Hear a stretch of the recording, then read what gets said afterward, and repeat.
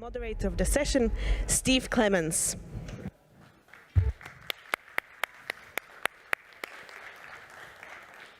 Hey, everybody. Good to be with you. My earpiece is falling out here, so excuse me while I do it. I hope you're having a great time. I love this lounge. I mean, I want to come sit on the couch with you. We've been on these chairs all day. We're discussing today, one of the, I think, most important issues in kind of global security right now, which is really looking, at the broad side of what's next in cybersecurity. And I want to talk about my guest here for a moment, but also Microsoft. But there were other companies like CrowdStrike and others involved in this. But they said that when history marks February 24th as the day that Russia invaded Ukraine, that will be false. It was February 23rd. The cyber activity, the attempts to cyber hack and cyber decapitate Ukraine happened the day before. And this was in a fantastic report that Microsoft shared and released on basically the nefarious activities they saw going on. And the person that has been, at the helm of much of this activity of protecting democracies in this stressed out moment as technology is racing ahead at the same time is Brad Smith, the vice chairman and the president of Microsoft. So welcome, Brad Smith. Thank you. And I see Carol Ann Brown there. You remember that report, right? That was probably, she's a great writer. She probably reported that part. You remember you were advocating for February 23rd? I think that's the truth. That is the truth. I checked it, yeah. So that report is available. But let me just start out, Brad, with that point on Ukraine. And so we're 1,000 days into a conflict where Russia came in with cyber tools, activity, tried to dismantle in incredible ways Ukraine early on. And we've seen this conflict since in many different dimensions. And one of our key stakeholders here, General John Allen, whom you know well and you were interviewed earlier, has talked a lot about how Ukraine has changed the game, even in the digital and AI space, how it's digitized the battlefield and created enormous new opportunities. But you were one of the first people I know of, and the first company I knew of, who were there at the very forefront, who saw things coming in the digital space, and we're still in the conflict. So I'd like to get a state of play of how you see Russia, China, Iran in the digital space. But let's talk about Ukraine first. Yeah, let's start with Ukraine. I think that there's a couple of lessons that will be long-lasting lessons in terms of cyberspace and the war in Ukraine. One is that one of the first cruise missiles that Russia fired did destroy Ukraine's data center, the government's data center.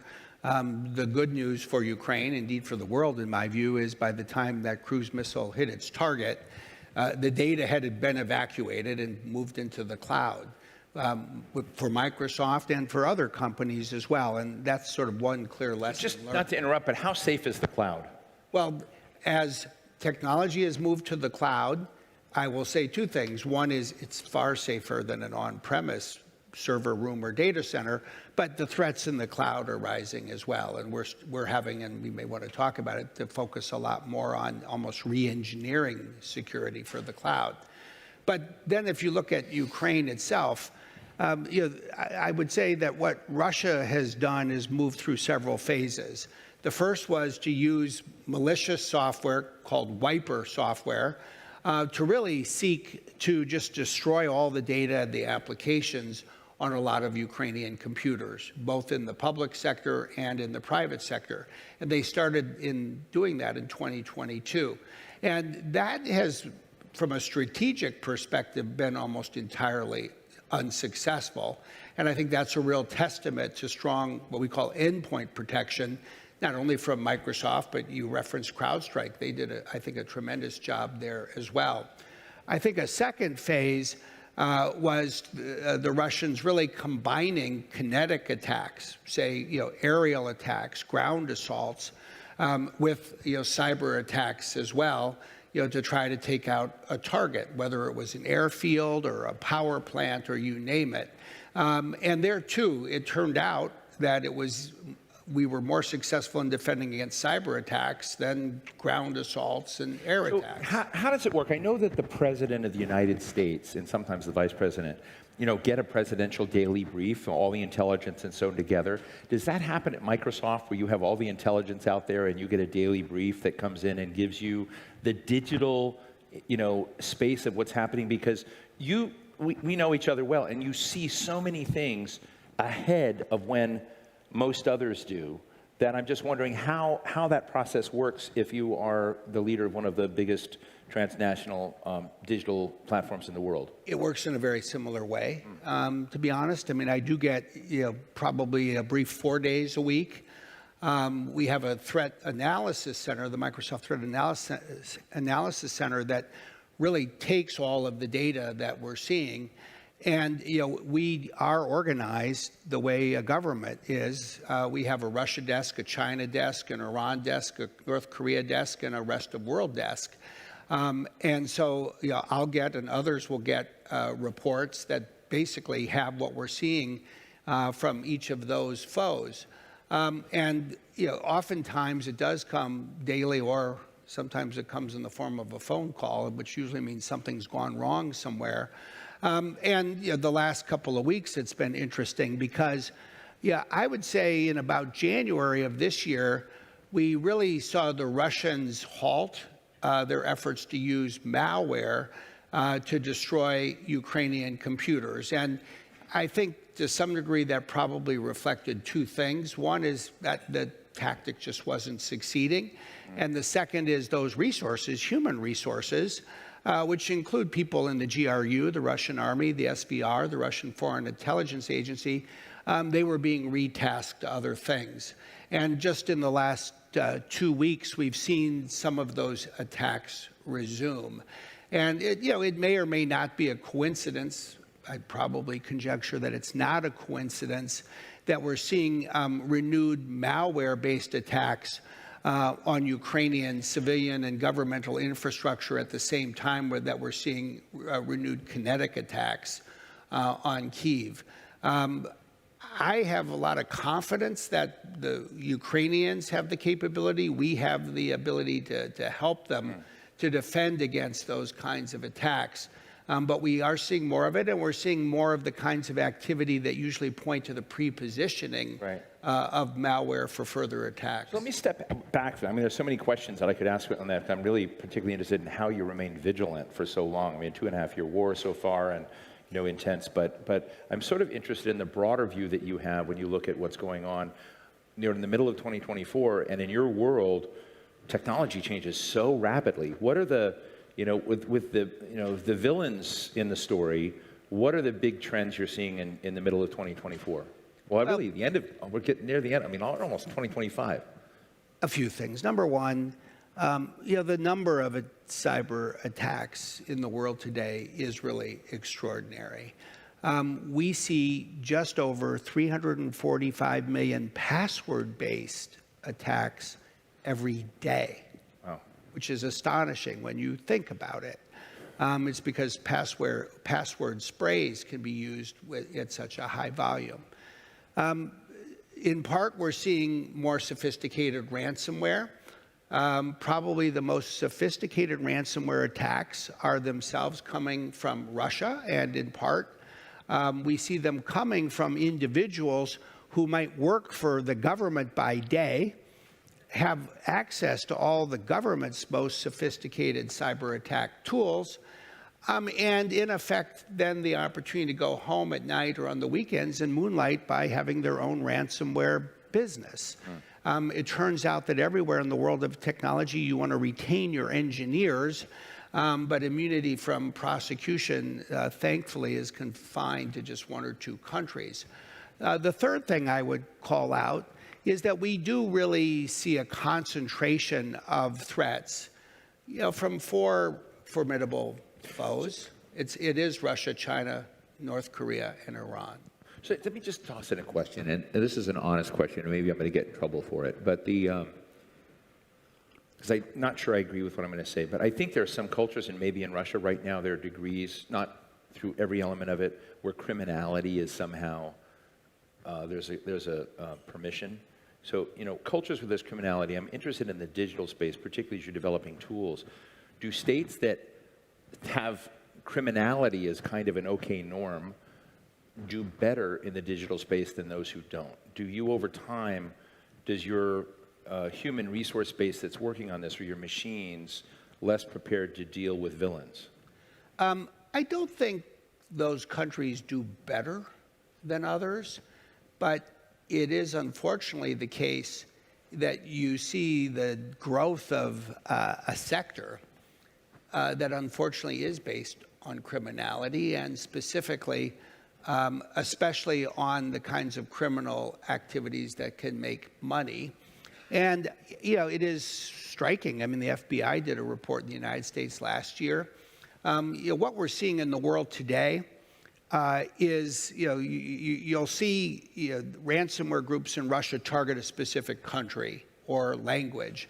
And that usually, we think, reflects some direction from the government itself. Go here, don't go there. After President Biden met with President Putin in Geneva, in 2021, the Russians backed off ransomware attacks on the United States, and they really concentrated on Latin America. And then it came back to a focus on the United States after the war began. But the second thing we're really seeing, and it's sort of logical when you think about it, is you see more ransomware attacks naturally focused, or at least succeeding, in sectors of society or an economy where protection is weaker, and where the need to keep data is essential. So it's the healthcare sector in the United States. We launched in June a new initiative to provide technology assistance, cybersecurity protection free of charge to rural hospitals, because there was such a prevalence of attacks there. One of the interesting bits, when we just did a U.S. politics session a minute ago, but one of the other interesting features recently is President Trump's team came out and said, hey, Iran's trying to hack us. And a lot of journalists honestly were skeptical. They said, well, you have no proof, whatever. Turns out that you were the one who let the Trump campaign know that Iran was trying to hack inside their team, and you saw that. Can you tell us just a minute or two about that, and who were the players, who were the black hats, and what it means for American elections? Well, the first thing I think to think about is there is an intersection at times between what we might think of as a more traditional cybersecurity threat and cyber influence or disinformation operations. And specifically, what a government may seek to do is hack their way into a computer network, exfiltrate or extract email, and then use it later on as part of a campaign to disrupt an election. That is the playbook that the Russians developed in 2016 against Hillary Clinton's campaign. Right. And we were among the first to see that as well. And it is the case that earlier this summer, we identified that kind of effort focused on seeking to infiltrate the Trump campaign. And what we specifically saw was Iranian hackers, two groups associated with the Revolutionary Guard, focusing first on, say, people who were not part of the campaign itself, but were connected with people in the campaign. So get into the consumer email, in the case of Roger Stone, because he's talked about this publicly. Otherwise, we wouldn't disclose the customer. But the FBI has also said, yeah, he had a Hotmail and a Gmail account that were hacked. And then what the Iranians would do is use his account to send emails to people he knows, inside the Trump campaign, to try to get them to click on a link that would give the Iranians access to the next account and start to exfiltrate information. What is interesting is that we also have a team that really follows the cyber influence side of things, and we should talk about that. In the past, we've always seen the Iranians come in late and then engage in these influence operations in the final weeks or even days of an electoral campaign. So to see them months ahead was a little unusual. It's interesting because then it may not be entirely extraordinary to see them wanting to take the time to get the information so they can use it later. But then there's a third element, and it's frankly the element that we cannot assess today, which is this document that was then sent to so many journalists, right. Which purportedly, from what I understand, was a real campaign document, namely the vetting document for J.D. Vance. Yes. Did that come from an Iranian exfiltration, or did it come from some other source? We don't currently know. We'll work with people. We may It be able creates to doubt, find out. and it scrambles the system. Well, it may do something else. And this is where, there really is just a logical problem-solving, investigative nature to all of this work. You have to look at what people are doing, and then you have to think about why they might be doing that. And the one thing the Iranians, in effect, have successfully established this summer is an understanding among the American or global press corps that they have efforts where they can get documents. So if they show up 2 days before the election, and then people say that's Iran, I think there is probably a higher likelihood that people may believe the document is genuine, even though these governments, say the Russians, the Iranians, one tactic is to take a legitimate document but then alter it. Yeah. And it can take more than 2 days to figure out that it was altered. When you look at the global map, and we've talked Ukraine, but if you were to say what your next highest point of concern right now over this cyber penetration and cyber sabotage, what would it be? Well, I think there's 2 countries that have critical elections between now and the end of the year that are most likely to attract nation-state activity. It's the election on the 20th of October in Moldova, and then the election in November in the United States. And, we've been tracking, Russian activity in Moldova going back, to last year. We provide information basically to, NATO countries about what we see. They have their own sources of intelligence, and they, in June, put out a warning, the US, the UK, and Canada, about a concern and even a likelihood that we'd see Russian activity in Moldova. I think that's likely. Do you worry we've normalized it too much? Are we raising alarm bells high enough? Are publics understanding what's at play? I mean, one thing is to tell the principles that are involved that they're being targeted and attacked and done. But I'm really interested when you have a large population that's about to go to the polls and vote, for its leaders, that they're not junkies on all this stuff and learning it all. I mean, do we not have a good enough advanced warning system for the public, like a tornado? Well, it is quite varied around the world. And the truth is, it's not like you can precisely predict, what is going to happen in 3 months any more than you can predict what the weather is going to be like on a particular afternoon in 3 months. I strongly believe that one thing based on what we've learned is the best defense in some ways comes from having a well-informed and prepared public. We did a lot of work with Taiwan last year, and in the Taiwanese election earlier this year, there were a number of efforts, both domestic but also from China, including using AI, to inject disinformation into the Taiwanese election, and they all fell flat. They didn't have impact, and one of the reasons they didn't have impact was the public was well prepared. If you look around the world and ask, where is the public the most savvy, the most media literate, the most prepared, it tends to be in the countries that are closest to Russia and have in some cases been dealing with this for decades, including, say, a Finland, a Sweden, and the like. If you ask where's the country that's perhaps the least prepared, it's perhaps the United States. Wow. Because we've been far away and haven't been the subject of these kinds of problems in the past. We have a fantastic lineup of questions that I'm going to do a lightning round with you in a moment, but I want to ask Carol Ann Brand to stand up. Carol Ann, stand up for a minute. Go ahead, stand up. Carol Ann Brand works with Brad Smith, but I want to mention her because she's also co-author with him of my favorite book on technology called Tools and Weapons. I don't remember the subtitle. Tools and Weapons was enough. The Promise and the Peril of the Digital Age. There you go. The Promise and the Peril of the Digital Age. Headlines matter, see?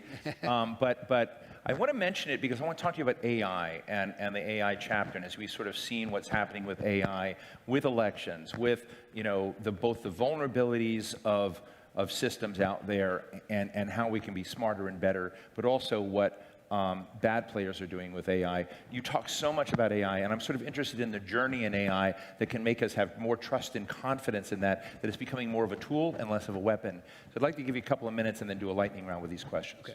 Well, first of all, we need to ensure that it's a tool and we need to do everything we can to stop it from being weaponized. And that principally involves two things.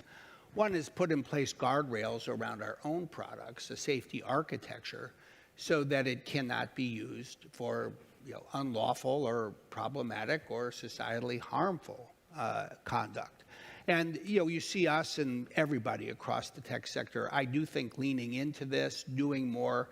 It is harder to use AI to create a deep fake in some ways today than it was a year ago, because I think the guardrails are getting stronger. The second thing we can do is use AI to detect threats, whether they're generated by AI or not. I mean, AI is especially good at finding a needle in a haystack, and there's a huge haystack called the internet, and so as we look for the needles, AI is helping us find them. Now, we are seeing AI weaponized at the same time, and we're seeing it, I think, in three ways in, say, the first couple of years of generative AI. One is we're seeing some foreign adversaries just use AI to translate a story, take a story, and rewrite it into multiple languages. And the good news is, so far, we have been successful in identifying when that is happening. The second thing, which I think is probably the single greatest danger in 2024, is audio. Because it's not difficult to get free software and take 10 seconds of somebody's voice and replicate it. And we saw that in New Hampshire with a telephone robocall faking President Biden's voice. Prime Minister Sunak faced that more than 40 times in the UK. We even see them interspersing it into video. And the third is video, but I have to say that's probably the biggest problem to worry about before this decade ends, maybe by 2026 or 2028. Given where technology is today, I think we're less likely to see that as the big problem this year. Thank you. Let's zip through some of these, and we can go really short answers if you can. Are Central and Eastern European countries underestimating the importance of cybersecurity and hybrid threat resilience? Well, I frankly think that to some degree the whole world continues to underestimate the problem here.